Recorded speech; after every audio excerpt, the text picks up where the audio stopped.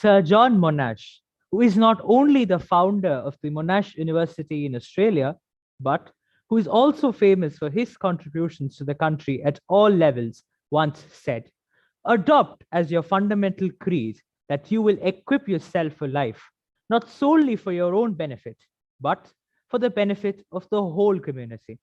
While the pursuit of one's dreams are an individual effort, the fruition of them can be wholesome and nourishing for the society. No matter what you become in life, a teacher, a healthcare professional, a data analyst, or a scientist, through your work, there is always something you can do for the larger common good. We are grateful to StudyGo, our platinum sponsor, for putting us in touch with Monash University. Wow, that's such an inspirational quote to begin our session today. Good morning and welcome to the day 2 of Avenue 2021, which perhaps by now you know is a French word meaning the future to come. Together, we are proud to share with you this virtual platform where students will be empowered to confidently make wise career decisions. The yellow gemstone, sapphire, on day 2 represents naturalistic intelligence, and career paths related to this are in the fields of environmentalist, biologist, or geographer, to name a few. Good morning, everyone. We wholeheartedly welcome dignitaries from the Ministry of Education, Honorable Chairman, Board of Directors, Dr. Shivakumar Manikam, and other esteemed members of the Board of Directors, officials from the Indian Embassy, President, Indian School Al-Wadi Al-Kabir School Management Committee, and other members of the SMC, presidents of all participating school managing committees, CBSE officials, principals, vice principals, heads of various departments, coordinators, teachers, parents, and all the enthusiastic aspirants. We cordially welcome distinguished members of the business community, members of the educational cell, our sponsors, digital partner, media partners, and our valued donors. Welcome all once again. Your hosts for this morning are Pavan of Class 11 and myself, Anushri of Class 10 from Indian School Al-Wadi Al-Kabir. Today we are honored to have in our midst Mr. Jack Johnston, who is a representative of Monash University in Australia, which is a member of Australia's prestigious Group of 8 research-intensive universities and is ranked 55th in the world. Mr. Johnston will discuss programs and courses offered by the university. Dear participants, you are requested to fill in the feedback form, which will be posted in the description box towards the end of this session. Filling this form is necessary as it would fetch you a participation certificate. You are also requested to pose your queries in the chat box. Our speaker will try to answer them in the Q&A session. But now let us watch a video presentation.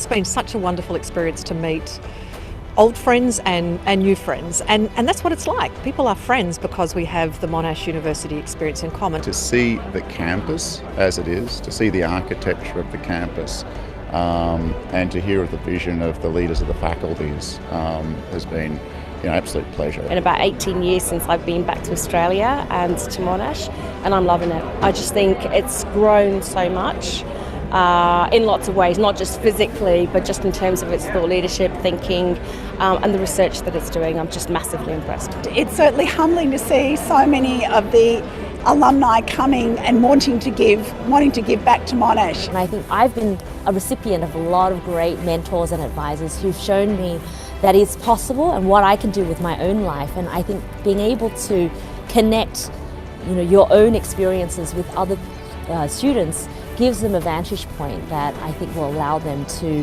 hopefully leapfrog into areas that they otherwise might have thought is out of their reach. I'm absolutely astounded by how much Monash has changed, but how friendly and open and warm everybody's been.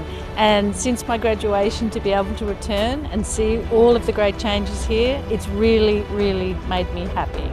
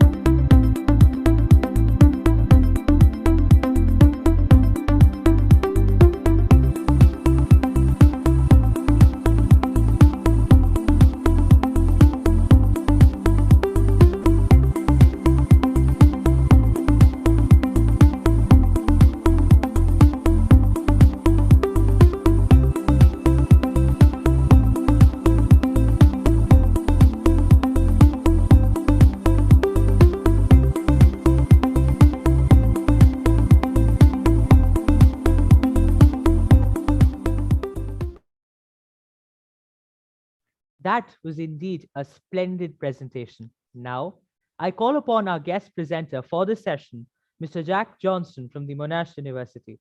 Over to you, sir. Thank you very much for that warm welcome, Pavan, and to the other student, Anushri. I'm just checking, can you hear me okay? Yes, sir. Great, excellent. Okay, let's make a start. I'm going to talk to you about Monash University and show you some slides at the same time. So let me bring these up for you. Okay, once again, thank you very much for that that lovely welcome. That's very, very nice. And welcome to everybody who's watching. It's great to be able to share this information with you about Monash University. As the students mentioned, my name is Jack, and I'm the Regional Manager for the Middle East in the International Student Recruitment and Admissions Office here at Monash University. Okay, so you saw in the videos that Monash is indeed one of Australia's leading universities. There's lots of wonderful things to tell you about Monash. Some of the important ones that make it a very popular and a high demand university is that we're a research intensive university. We're in this top 8, the group of 8 universities in Australia, which are the highest ranked universities and also research intensive. So a lot of research is done at the master's or PhD level, and students finishing school don't necessarily do a lot of research, but the research from people doing PhD trickles down and benefits our undergraduate student population. We have, we're from Melbourne, but we have campuses overseas as well. So we've got a campus in Malaysia, we've got a new campus in Indonesia, we've got a campus in Italy, in Europe, and we have joint research facilities in both India and in China. We're ranked in the world's top 100 universities. So by many measures, we are truly a very good university. As you saw in the videos there, we have a very strong desire for both excellence, but also to make a positive change, not only in our immediate communities, but also, you know, across the globe. We are from Melbourne. Melbourne is our home, and Melbourne is one of the world's most livable cities, but it's also one of the best student cities in the world. Student cities are often ranked, and a number of Australian cities do very well on this ranking, and Melbourne is often considered to be in the top 5 student cities anywhere in the world. Melbourne is very multicultural, it's very safe, and it's very prosperous.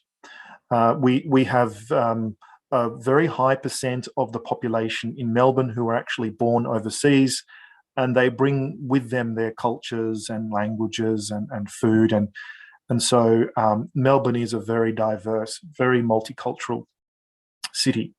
Being a big city and being the second largest city in Australia, the great thing is there's lots of opportunities for part-time work, accessing internships, work placements, and those things. So if you're making a decision about where to study, I think this is a very important factor to consider.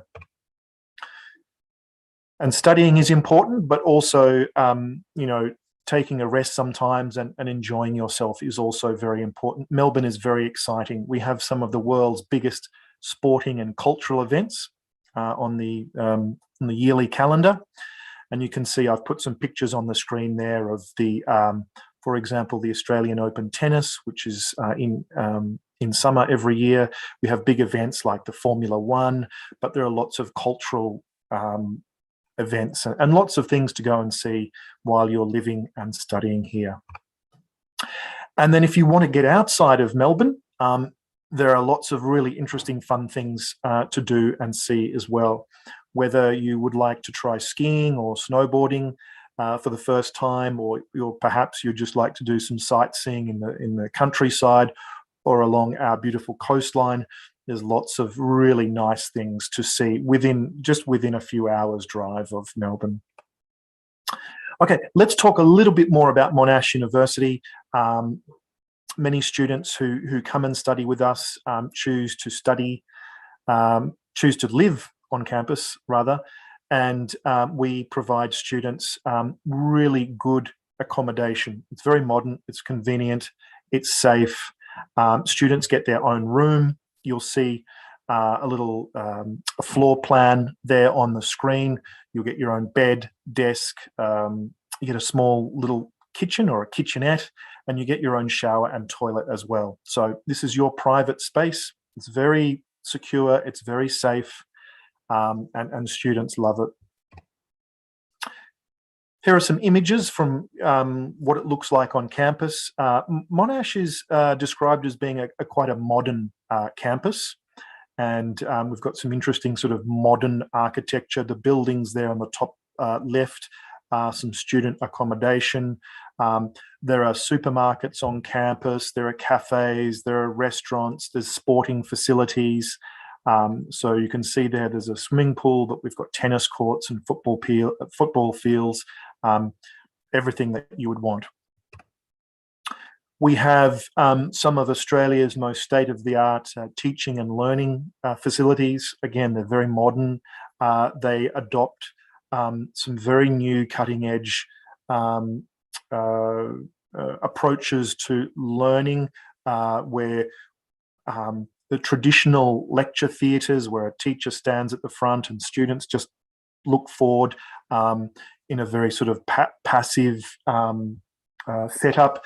We have done away with a lot of that, and we have a lot more interactive environments where students and their teachers can engage. I've put on the screen here the 10 faculties or 10 departments that offer undergraduate degrees for you at Monash University. So it starts at the top of the list at art, design and architecture, and it goes all the way through to science. So we offer a very large range of undergraduate degrees, both in single degrees and also double degrees. Some of the very popular ones, of course, things like engineering, business. We have an excellent medical school, and quite a number of students from Oman and from other countries in the region do apply to come and study in one of these excellent degrees. One of the great things about our degrees is that you can earn a professional accreditation from the undergraduate degree itself. Many universities, particularly in the US, for example, will require you to go on and study a master's degree to get your accreditation. But at Monash, you can study medicine or nursing, psychology, engineering, one of these degrees, and you will come away with a professional accreditation. So if you study engineering, you'll get an Engineers Australia accreditation, which means that you can go on and start your career as an engineer, either in Australia or in another country. And Monash is not just about the degree itself, it's what we add on to the degree. And things like, obviously, double degrees, exchange programs, internships, work integrated learning. We have an excellent co-op program, speaking of our engineering degree, which means that engineering students can go out and they can get paid work while they study. We have mentor programs. But one of the best things about Monash University are our clubs and societies. I've put a picture on the screen there of the Monash Motorsport team. and it's a very professionally organised team that draws students typically from engineering, but also from business, from information technology. And they come together and they race 3 categories of racing cars against other universities in the world. So they have a combustion engine category, an electronic car, an e-car category, and also a driverless or autonomous car category. And the students who participate in the Monash Motorsport team are often offered jobs even before they graduate. They're offered jobs because they've got practical hands-on experience. They're doing work that mirrors real-world work, whether that might be the general manager of the team, to a manager for procurement, to the social media manager. Everyone in the team, including drivers and designers and builders, have a role to play. So if you do come to Monash, we really encourage that you join one of our many clubs and societies, because they really give you something that's beyond just having a degree. They're very, very valuable. Now, admissions to Monash University, I would describe them as objective and academic merit-based. We typically don't require recommendation letters, SOPs, or interviews. If you apply for medicine, there is an interview, but most other degrees don't require these extra steps. We're basically looking at your CBSE results, or if you're studying a different curriculum, we're looking at those academic results, plus an English score, either from school or an external one, for example, IELTS, IELTS, or TOEFL or Pearson. Applications are assessed on a rolling basis. So unlike the UK and the US, we don't have very strict application deadlines. We continue to assess those applications on a rolling basis up until the start of our intakes. Now, for Monash University, we actually have 3 intakes. We have February, July, and October. October is a relatively new intake for us. It's a new concept. We've traditionally always had February and July, but now we also have October. We do have scholarships, and I've put a few of those scholarships. I've listed them on the screen there. We do have a 100% tuition fee scholarship for international students, and also a partial scholarship there listed at number 2. We also offer study grants. These are one-off financial fee discounts for students if they were unlucky and weren't able to secure a regular scholarship.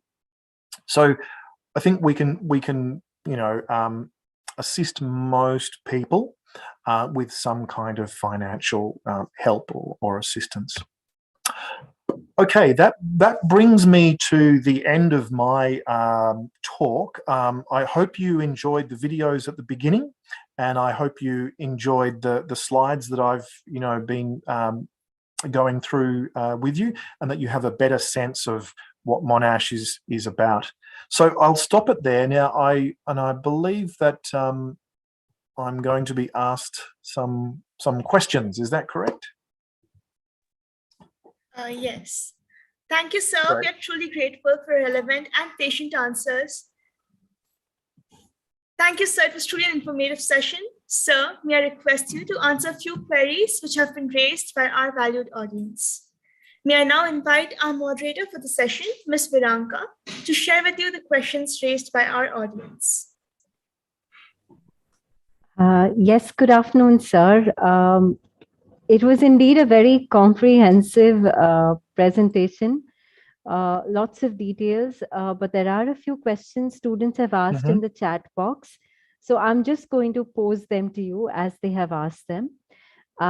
What is the admission eligibility for computer science in this university? Yes, that's the first question, sir. Right. Okay. So, so what we do is we're as I mentioned before, we're looking at your CBSE results. There will be a minimum CBSE score for all different programs, so that they will vary a little bit from information to technology to engineering to medicine, etc.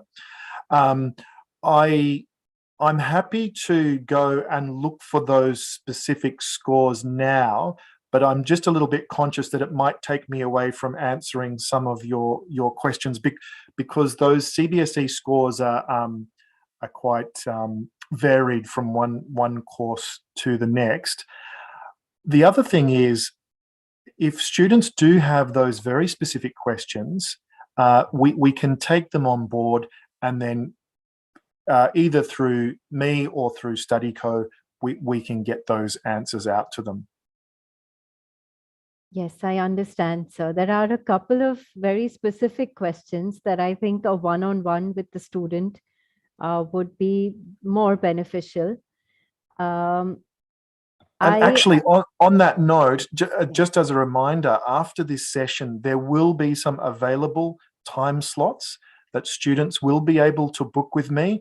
We can have a one-on-one session together, and I can give you the exact entry requirements for all the different courses that you're interested in.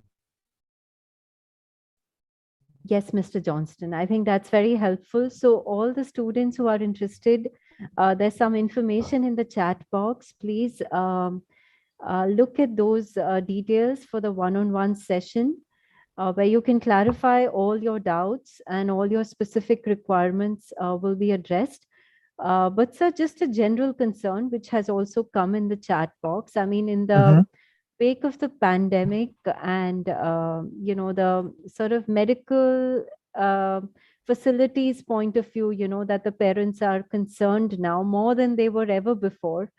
So just could you throw some light on what, the university would sort of provide, so that the students are more confident now that, the boundaries have opened up? And yes, sir.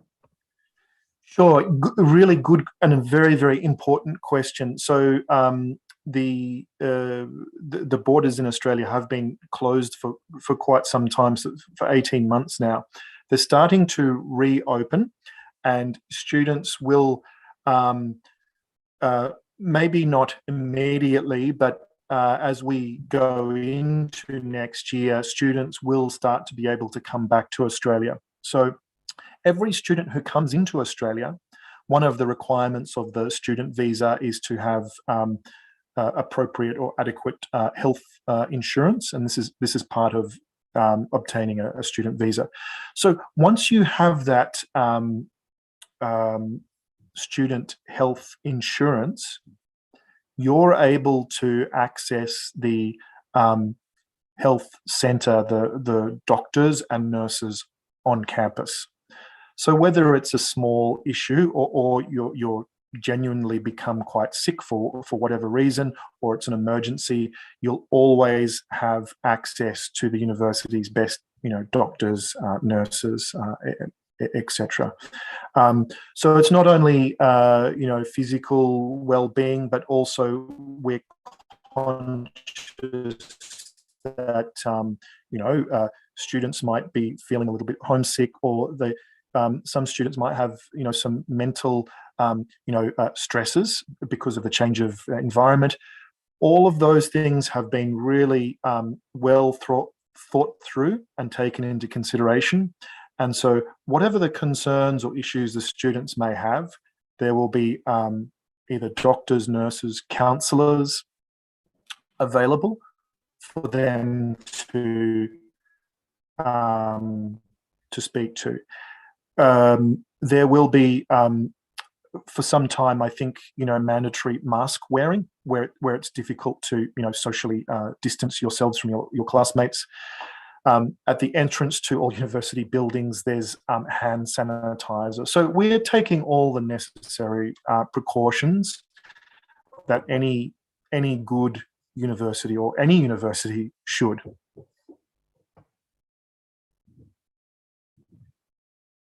Yes, sir, that's very helpful. And I think I will just allow the students to meet you one-on-one now after the session, and we can just proceed with the vote of thanks. Thank you so much, sir. You're welcome.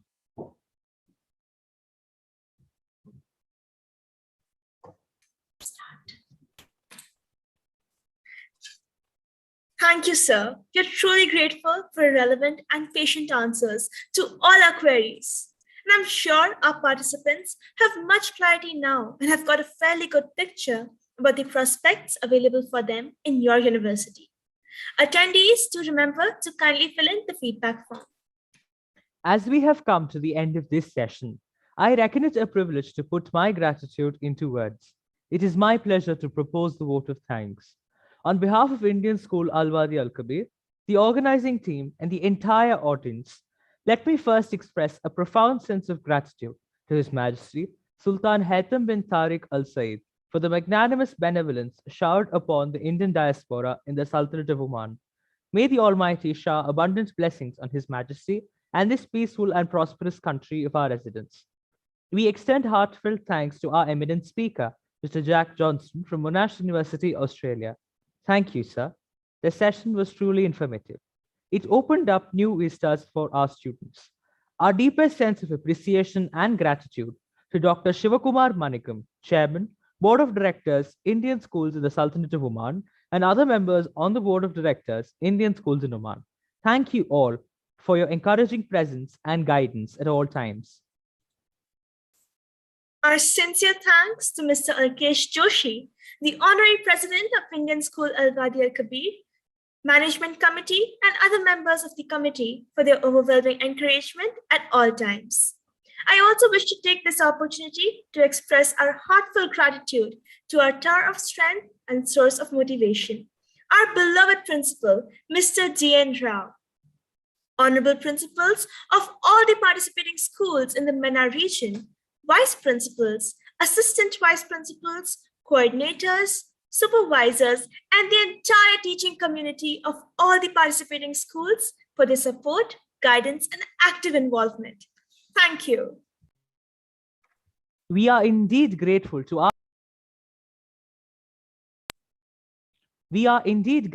our platinum sponsor, StudyCo, gold sponsors, Jain Group of Institutions, Grey Matter Academics, and Vellore Institute of Technology. Bronze sponsors, Middle East College Oman, Thapa University, and Dallas Baptist University.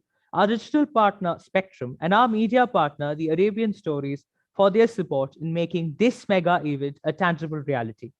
I wish to thank each and every student and parent for their valuable presence in making this session of Global Career Fair Avenue 2021 a grand event.